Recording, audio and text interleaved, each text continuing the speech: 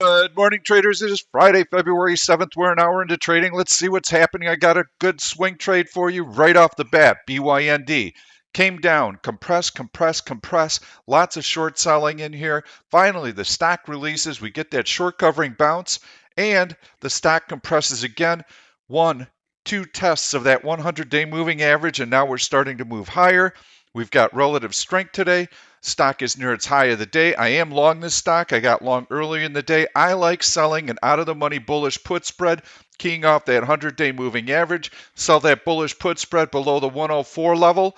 Buy a farther out put option. Try and get a 25% return on that spread, and try and keep it within 2 weeks. So you're going to have to look at the strike prices that are available. I want to keep going. Let's take a look at the 5-minute chart. You can see really nice long green candles, huge volume. That's how it came to my attention on one of my volume searches. Love it. Blew through the prior day's high, has all the makings of a great trade today. So look to buy BYND today. I think it makes a really great day trade. I also think that it's really nice for a bullish put spread. Take a quick look at the market. Let's see what it's doing. It will be running in the background here.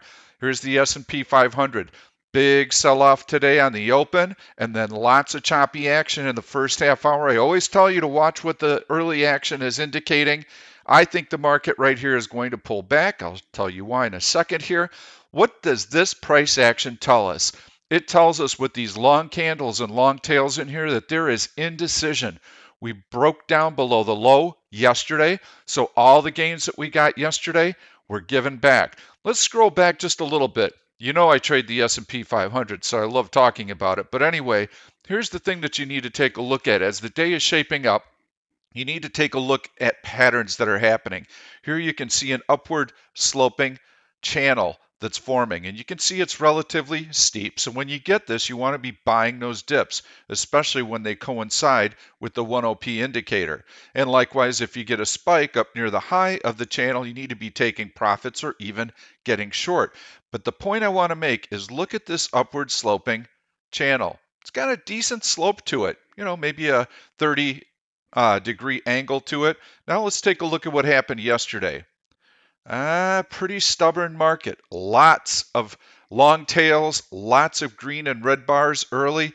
This is the same type of price action that we're seeing today. It tells you the market's going to be range bound, not going to do a whole lot. You want to trade the extremes, meaning you want to buy the low, you want to sell the high when you get to the high end of that range. Don't be looking for any big breakouts. Not going to get it. Let's take a look at what that trading channel might have looked like yesterday. And we did start to channel a little bit. The difference between the two channels is this one's a lot flatter, almost horizontal. Well, what does that start to signal? It's a loss of momentum. It tells you that the upward momentum we've seen in the last few days is starting to wane, and you need to be more careful, and you need to expect that when you get to the high end of the range, take profits on your long stock positions.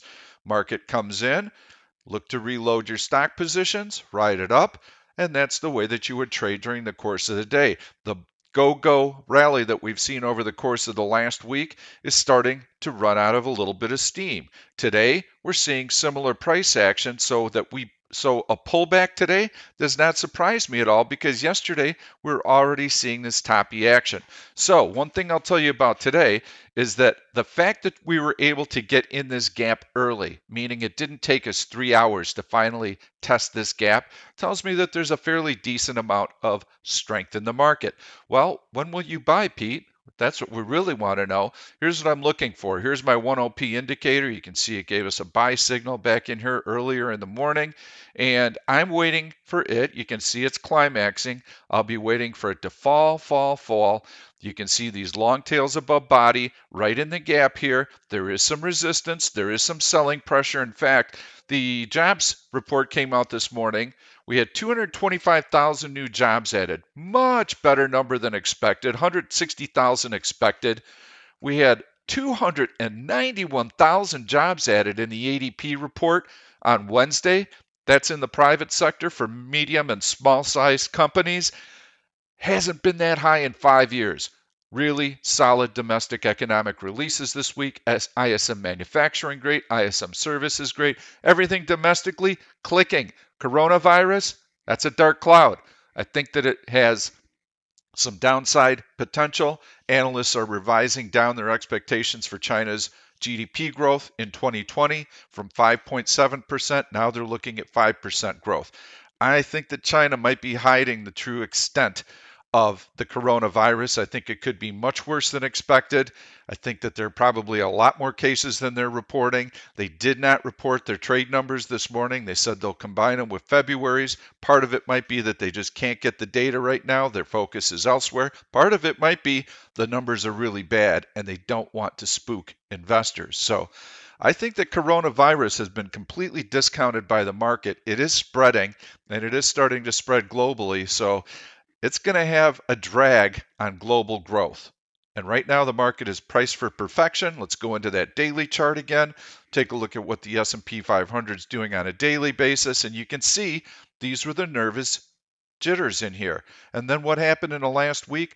We rallied 130 S&P points. What does that tell us? That the bid is still strong and that they believe that coronavirus is temporary, which it is, but it's not taking into account what the impacts might be. They are not fully known. I think that surprise still favors the downside. At a forward PE of 18, stocks trading at lofty valuations. Good news is priced in. This could be a little bit of a surprise. Bullish sentiment extremely high. These traders, all in here, even the ones in here, need to be humbled. They need to be flushed out of the market. And when that selling starts to happen, it's going to happen very quickly. And in fact, some people might have been chasing in here as well. Big gaps. These gaps have to be filled in.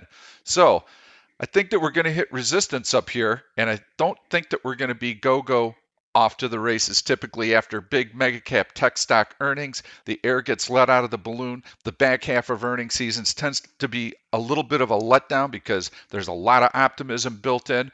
I'm telling you, be cautious in here. I still like selling bullish out of the money put spreads. I would like to protect those positions with VXX. As the market starts to decline, VXX will go up in value. Let's put up a chart of VXX, see what it's doing. You can see it spiked a little bit on the market decline. This is option implied volatility. As the market goes down, VIX goes up. You can see the spike on the last market drop right in here. This is your hedge. I don't think it's going to go much lower, which makes it a nice hedge. Your bullish put spreads expire worthless. Time decay works in your favor.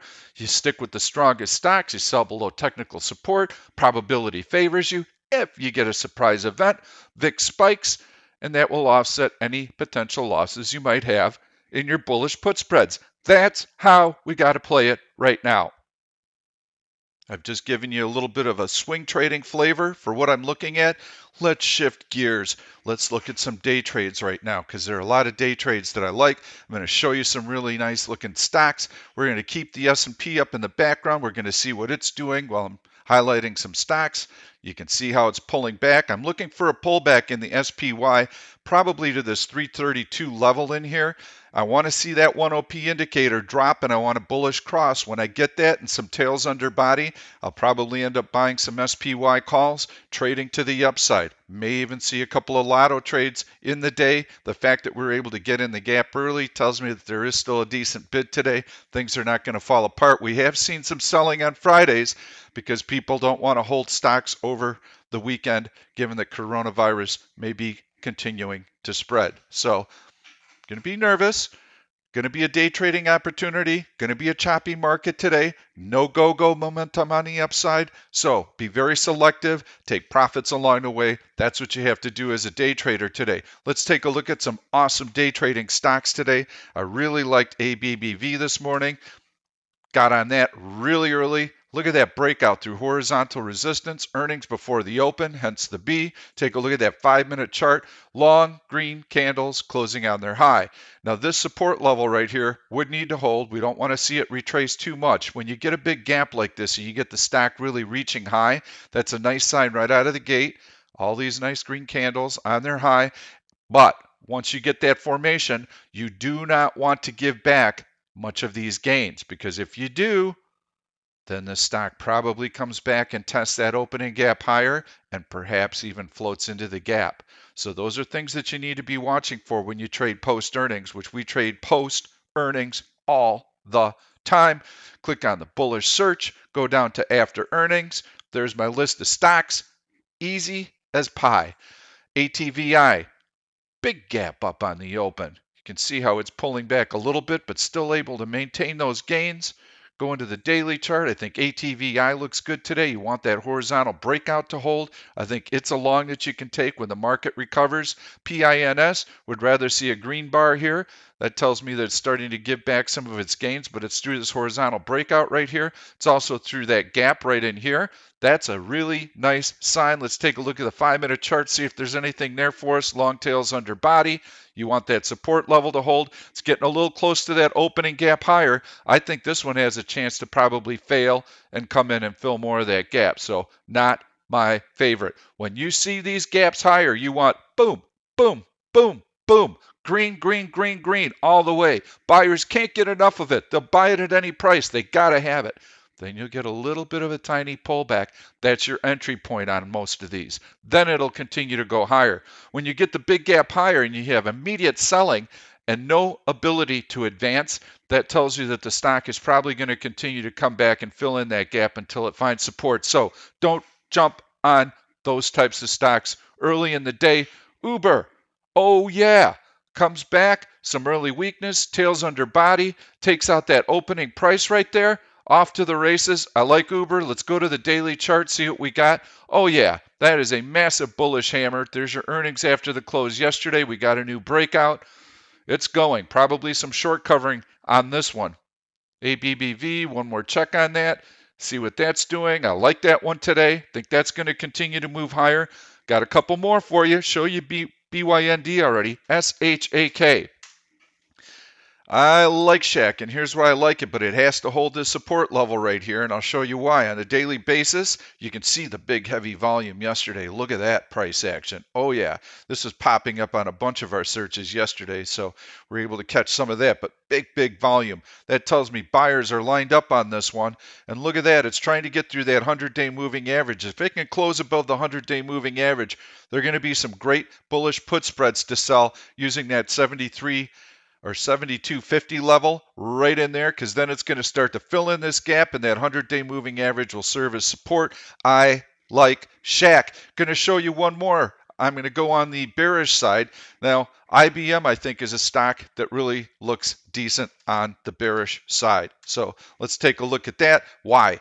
Well, because it's skyrocketed. Well, what did they do? Figure out a new computer? What did Watson figure something out? Artificial intelligence? That's a huge move for IBM. Through that horizontal resistance level. No, the CEO resigned. That's it. So, for the CEO resigning, the stock goes from 135 to 156, one of the biggest moves the stock's seen in a long time. You got this tail up here and this tiny little doji telling you that there's equilibrium here. Stock was not able to hold those gains. Parabolic move coming back today. Relative weakness today. I am short this stock from the open, looking for it to take out this low. Let's put up that relative strength indicator. I can show you the weakness. See, line below zero, orange line below zero, weak relative to the market. Put that SPY overlay up. You can see market up, up, up. What's the stock doing? No, stock's down. Relatively weak. That's what we want. Those are the shorts we look for. We got tons of searches to help us find them. Lots of earnings searches, pre-earnings searches, post-earnings searches. Option Stalker has all that. So, if you like the video content, please give it a thumbs up and make sure to subscribe to this YouTube channel. Turn on your notifications, then you'll never miss any of these trading opportunities. I post these videos all the time. I promise you they'll have great educational content, and they will always, always, always have actionable trades. So today you've got at least 2 or 3 swing trades, and those same swing trades set up really well for day trading today. There may be some lotto trades today in the chat room. Looking for weekly options that expire. I like to trade them in the last 30 minutes. We'll see what the market has in store for us. I believe that some of the jitters are going to weigh on us all day, but I do think that the market gradually throughout the course of the day in a very choppy fashion tries to fill in that gap. Good luck trading. Have a good weekend. We'll see you Monday morning. Thank you for watching this YouTube video. I'm Pete Stolzers and I'm going to keep the trade ideas coming along with lots of education, so make sure to subscribe to the channel and please turn on your notifications so that you never miss another trade. If you like the content, please give it a thumbs up. I've loaded 2 other videos that I think you're really going to enjoy. Stay tuned. We'll see you soon.